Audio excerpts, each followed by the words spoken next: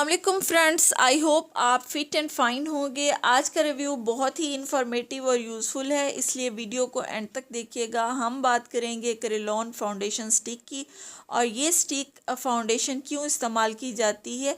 लेकिन इससे पहले नए आने वाले फ्रेंड्स चैनल को सब्सक्राइब कर लें। जी फ्रेंड्स, तो जैसा कि आप जानते हैं ब्यूटी इंडस्ट्री कॉन्स्टेंटली इनोवेशंस कर रही है और एडवांस हो गई है। पहले सिर्फ फेस पाउडर हुआ करता था, लेकिन अब फाउंडेशन में powder foundation, liquid foundation, cream foundation, stick foundation और कॉम्पैक्ट्स वगैरह आ गए हैं। लेकिन सवाल ये है कि स्टिक फाउंडेशन क्यों इस्तेमाल की जाती है और कब इस्तेमाल की जाती है। तो पहले सवाल का जवाब ये है कि स्टिक फाउंडेशन आप उस वक्त इस्तेमाल करते हैं जब आपको एक्स्ट्रा कवरेज चाहिए हो, और स्टिक फाउंडेशन को आप उस वक्त भी इस्तेमाल करते हैं जब आपकी स्किन टोन इवन ना हो। क्योंकि आप जितना भी अच्छा मेकअप कर लें, आप बहुत अच्छा आई मेकअप कर लें, बहुत अच्छा आप लिप कलर सेलेक्ट कर लें, इस्तेमाल कर लें, लेकिन अगर आपकी बेस परफेक्ट नहीं बनी तो आपको बिल्कुल भी अच्छी लुक्स नहीं मिल सकती। अब बात करते हैं कि इसे इस्तेमाल कैसे किया जाता है और अपनी स्किन टोन के मुताबिक शेड को कैसे पिक करते हैं। तो फ्रेंड्स, अगर आप ये फाउंडेशन इस्तेमाल करना चाहते हो तो आप इसके 2 से 3 शेड कम से कम आप उनके स्वैचेस जो हैं वो टेस्ट करें और उसमें जो सबसे ज़्यादा मैच कर रहा हो उस शेड को आप अपने लिए पिक करेंगे। अब बात करते हैं क्रेलॉन फाउंडेशन स्टिक की।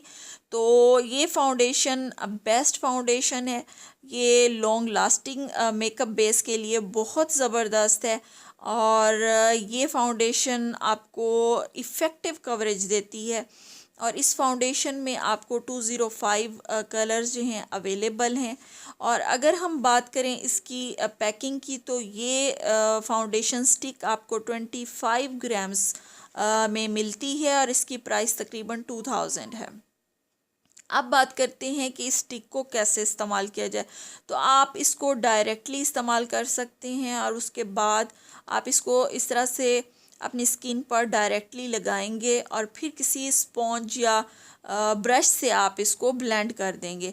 और इसकी कंसिस्टेंसी की अगर बात की जाए तो इसकी कंसिस्टेंसी थोड़ी सी ड्राई है, लेकिन ड्राई और ऑयली दोनों टाइप की स्किन के लिए बिल्कुल परफेक्ट बेस बनाती है। अगर आप इसको पहले से इस्तेमाल कर रहे हैं और आप समझते हैं कि यह आपकी नेक और फोरहेड पर सही तरह से ब्लेंड नहीं होती, तो आप गलत शेड का इस्तेमाल कर रहे हैं। अगर आप सही शेड का इस्तेमाल करें तो आपकी फोरहेड या फिर नेक पर ये इजीली ब्लेंड हो जाएगी।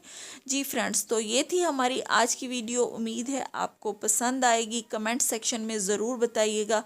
अपना ढेर सारा ख्याल रखिएगा। अल्लाह हाफिज़।